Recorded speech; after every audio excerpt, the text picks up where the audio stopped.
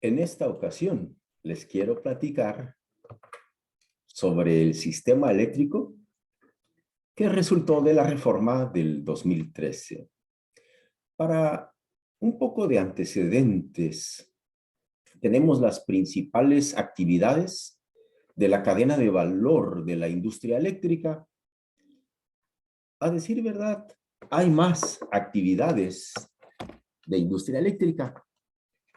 Pues falta la política energética, la planeación del sistema, la regulación. Aquí no aparece la regulación y es bien importante.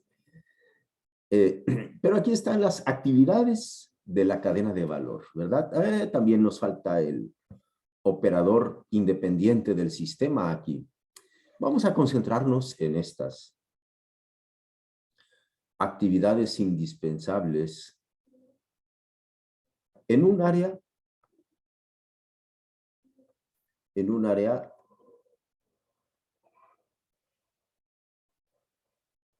geográfica con una franquicia. Las compañías eléctricas tradicionalmente eran monopolios verticalmente integrados. Toda la cadena de valor que se muestra aquí y otras más era una sola compañía la que hacía todo en la cadena de valor. Pero esto fue siendo desagregado, se fue separando, se fue desagregando. De esta manera. Ahí están las 4 actividades. Se separó así como lo he separado yo aquí. Dejó de ser un monopolio totalmente regulado. Lo que sí quedó como monopolio regulado fue transmisión y distribución en prácticamente todo el mundo, porque no tiene sentido que haya competencia en estas actividades.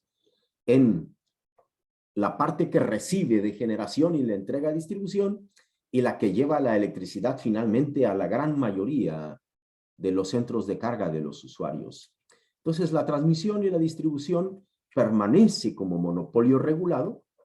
Todo monopolio regulado, el regulador le define la tarifa en base al costo de servicio. De ahí que normalmente cuando yo digo tarifa regulada. Por otro lado, bajo los nuevos esquemas, hay competencia, libre mercado en generación y en el suministro. Noten ustedes que para llevar la electricidad a los centros de carga, estrictamente no interviene el suministro. El suministro es requerido para hacer los contratos de compraventa con los usuarios que son los dueños de los centros de carga. Monopolio totalmente integrado. Una empresa que hacía de todo y más. Intervenía en política energética, en el establecimiento de tarifas, hasta en la regulación. Todo. Menos del 10% de la población opera bajo esta estructura. En el continente americano destacan Venezuela, Paraguay y las Guayanas. Y se fue reestructurando el mercado para permitir, entre otras cosas, la participación de los productores independientes de energía. Se fueron desagregando, como ya lo mostré, las actividades. Eso quedó más o menos explicado. China e India operan ya desagregados con empresas distintas. Y una cuarta es, hay un mercado organizado.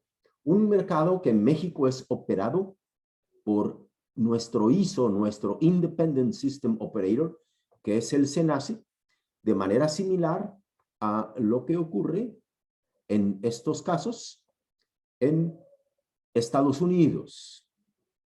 Finalmente, más allá de la competencia en la generación, se permite la competencia en el menudeo, ya no nada más en el mercado mayorista, sino en el menudeo.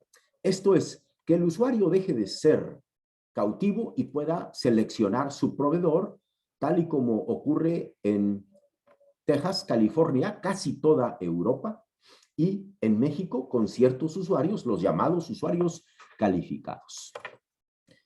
En el apoyo siguiente nos da un panorama global de monopolio verticalmente integrado, buena cantidad de área, de superficie, pero poca población.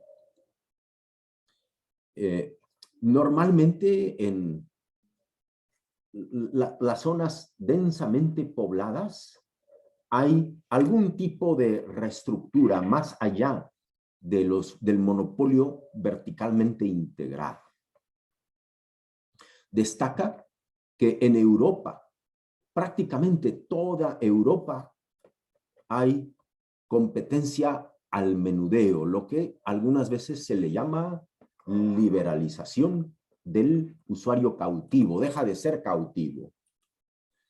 En México, el sector eléctrico, como está indicado aquí, el sector eléctrico está formado por la industria eléctrica más una actividad muy importante que es la proveeduría de insumos primarios, donde el más importante es el gas natural.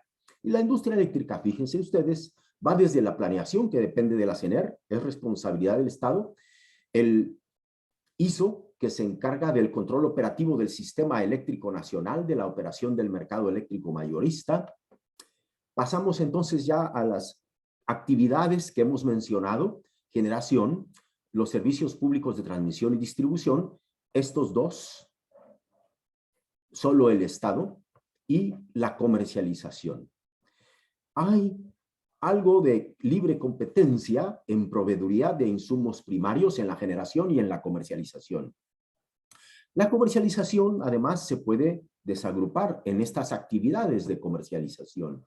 Requerimos dos autoridades de industria eléctrica, de acuerdo a la ley de industria eléctrica. CENER, que depende del Ejecutivo y cree que debe gozar de autonomía. La libre competencia, esto es, el mercado eléctrico mayorista, nos permite, gracias a la competencia, que en generación haya más eficiencia. Esa libre competencia llevada a la selección del suministrador del servicio es la liberalización. Y así estamos entonces.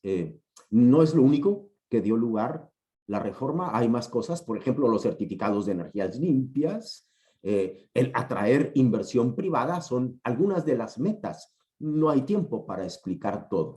Déjenme nada más explicar que la CRE debería gozar de autonomía técnica. En mi opinión, esta ha sido terriblemente disminuida porque les recortaron fuertemente el presupuesto y porque 6 de los 7 comisionados fueron nombrados en este gobierno. El SENACE debe ser independiente. Así como la CRE debe gozar de autonomía, la CRE debe ser independiente, porque además de todas estas bien importantes actividades que lleva a cabo, tiene que garantizar el acceso abierto, no indebidamente discriminatorio, a las redes. Esto es lo que tenemos a grandes rasgos de la reforma estructural del 2013. Y con esto no me queda más que despedirme de la manera tradicional. Esto es, hasta la vista, baby.